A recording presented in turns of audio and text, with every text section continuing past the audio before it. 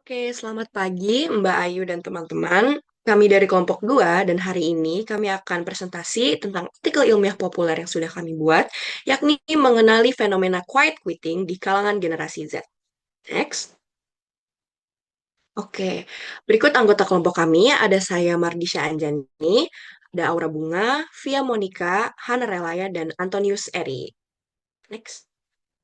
Oke, kita bisa mulai dari definisi quiet quitting. Quiet quitting pertama kali diperkenalkan oleh Mark Bolger, yang dimana istilah ini mendeskripsikan komitmen minimal yang diberikan oleh seorang karyawan. Nah, menurut Mahat dan Caldwell, quiet quitting adalah fenomena di mana seorang karyawan berhenti berkomitmen penuh dan hanya mengerjakan tugas di batas minimal pekerjaan atau bare minimum.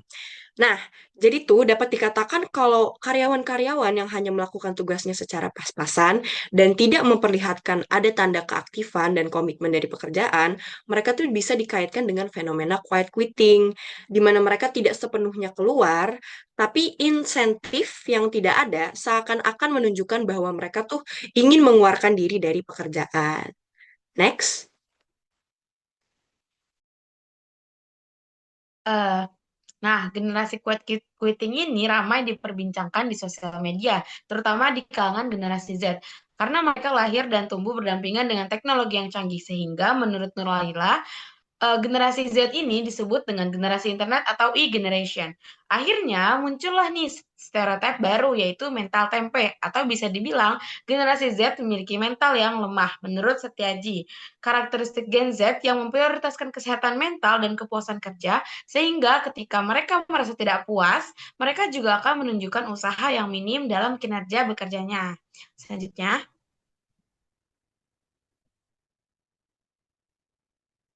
Apa sih faktor utamanya?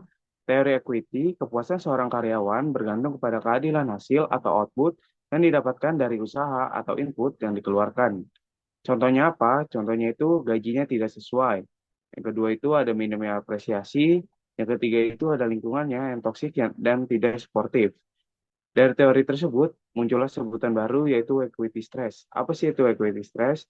Equity stress dapat disebut sebagai ketidakpuasan seorang karyawan akan output yang diterimanya. Ini juga berdampak pada pembentukan kepribadian yang mengesampingkan soft skill yang krusial dalam dunia kerja. Next. Lalu, bagaimana solusinya setelah kita wawancarai narasumber kita, yaitu seorang manajer di sebuah restoran di daerah Jakarta Selatan? Menurutnya, yang bisa dilakukan adalah yang pertama mengapresiasi pencapaian karyawan. Strategi ini efektif untuk memenuhi kebutuhan psikologis agar karyawan lebih merasa dihargai di tempat kerja. Melalui apresiasi, motivasi, dan komitmen efektif akan terbangun. Komitmen ini akan membangun perasaan senang, aman, nyaman, sehingga karyawan akan bekerja secara sukarela, bukan hanya sekedar butuh, dan mereka akan memberikan hasil kerja dan kepuasan kerja yang lebih baik ke depannya. Solusi yang kedua, manajer bisa memberikan challenge untuk karyawan.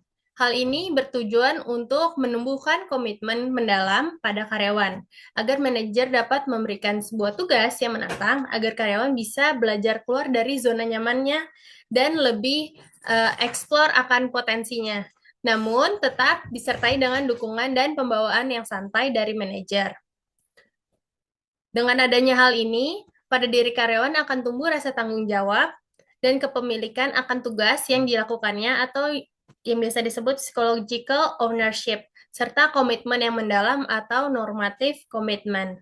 Lalu, hal ini juga akan menumbuhkan ikatan emosional dan termotivasi untuk berkontribusi lebih aktif lagi. Jadi kesimpulannya, meski quiet quitting ini menjadi tren, bukan berarti kita juga menjadi bagian dari budaya kerja kita. Fenomena ini sebenarnya menjadi evaluasi antara perusahaan dan karyawan.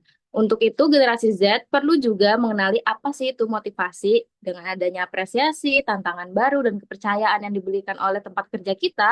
Perlu juga nih kita sebagai Gen Z untuk keterbukaan pola pikir, karena kerja itu bukan soal gaji doang, tapi kita juga bisa membangun karir, mengembangkan kemampuan yang dimiliki, dan kontribusi yang nyata.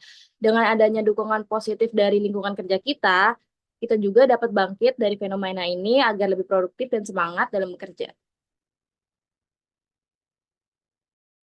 Oke, sekian presentasi dari kami. Terima kasih semuanya. Selamat pagi.